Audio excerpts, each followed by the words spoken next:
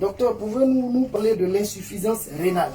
On dit qu'il y a insuffisance rénale lorsque les reins ne font plus le travail d'abord de nettoyer le sang et d'éliminer les impuretés.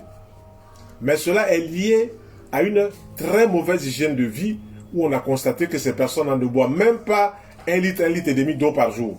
Quand on dit 1 litre et demi d'eau par jour, ce n'est pas avaler 1 litre et demi d'eau, séance tenante. Non, c'est repartir un verre par exemple toutes les heures. En dehors de l'eau qu'on boit pendant les repas, on répartit 1 litre et demi d'eau pure.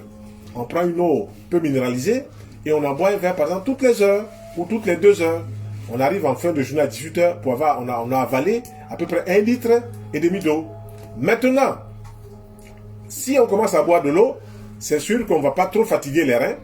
Si on mange des fruits, c'est sûr qu'on ne va pas trop fatiguer les reins parce que les fruits sont des aliments nettoyeurs.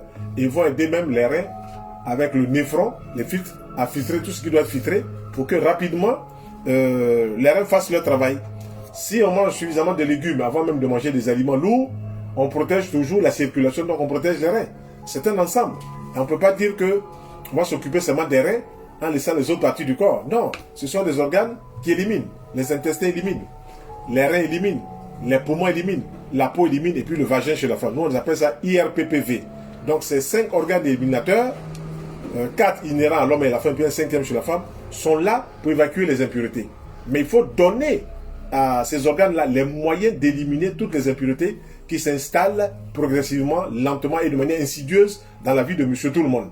Donc, si on veut avoir un bon organe ou les organes qui fonctionnent bien, il faut qu'on rentre dans la démarche alimentaire où il y a suffisamment d'eau. Dans les fruits, il y a suffisamment d'eau et de vitamines. Dans les légumes, il y a aussi suffisamment d'eau et les vitamines. Donc, rentrons dans cette démarche. On va nettoyer les reins, on va nettoyer les intestins, on va nettoyer les poumons, on va nettoyer la peau et on va nettoyer aussi le vagin chez la femme. Quand vous voyez par exemple que vous êtes enrhumé, ce sont des impuretés issues des excès de colle. Les cols, c'est quoi? C'est le riz, c'est le pain, c'est les pâtes, c'est le maïs, c'est tout ce qui est aliment farineux. L'excès sort. Si vous voyez par exemple qu'une personne fait des diarrhées, ce sont des diarrhées normales, c'est-à-dire une réaction normale du corps face à des impuretés qui ont été introduites dans l'alimentation. Il faut bien que quand même notre système immunitaire travaille pour nous dire ah, ces organes éliminateurs font leur travail parce qu'on a introduit quelque chose qui n'est pas bien. Mais si on mange des aliments et puis qu'on a une diarrhée, on s'affole. Oui, on s'affole parce qu'on ne sait pas. Mais celui qui sait ne s'affole pas. Et c'est quand on ne sait pas qu'on s'affole. Et il faut, face à la diarrhée, boire suffisamment d'eau. Il faut teinter l'eau de citron. Il faut teinter l'eau de citron de jus de carotte cru. Il faut faire des jus de carotte et de citron. Il faut faire même de l'eau de riz. Il faut utiliser donc tout ce que la nature a de bon pour nettoyer le tube digestif afin que la fonction du tube digestif qui est d'éliminer toutes les matières qui n'ont rien à faire dans le corps soit correcte. Voilà un peu ce qu'on peut dire par rapport à toutes ces insuffisances rénales. Si la personne se met à boire suffisamment d'eau, c'est-à-dire un verre pendant toutes les heures, un verre toutes les 2 heures, et qu'elle introduit des fruits dans son alimentation et des légumes crus dans son alimentation, il y a fort à parier que ses reins vont bien fonctionner, que sa circulation va bien fonctionner, qu'elle se portera bien. Mais si elle ne mange pas des fruits et des légumes, je ne peux pas me prononcer.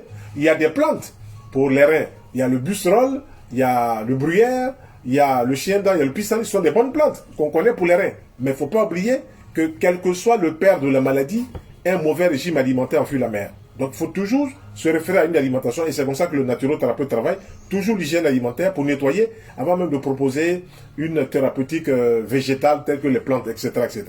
Je vous remercie. Merci docteur.